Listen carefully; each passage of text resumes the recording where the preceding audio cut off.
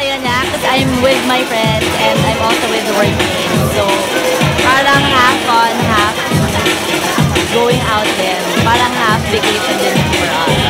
Kasi we attended some events in London. May mga fashion shows din kami nakita. And then, yun, after work, we eat out, we go around, we visit museums, and then, syempre, sale din. So we went shopping, shoe shopping. Ano? Agad-agad, trabaho agad-agad. Walang pahinga.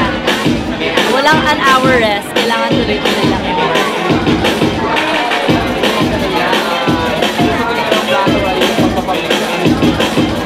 Joke lang yon, para naman lumigaligaya yung crowd. Matagal pa yun, wala pa nga akong boyfriend.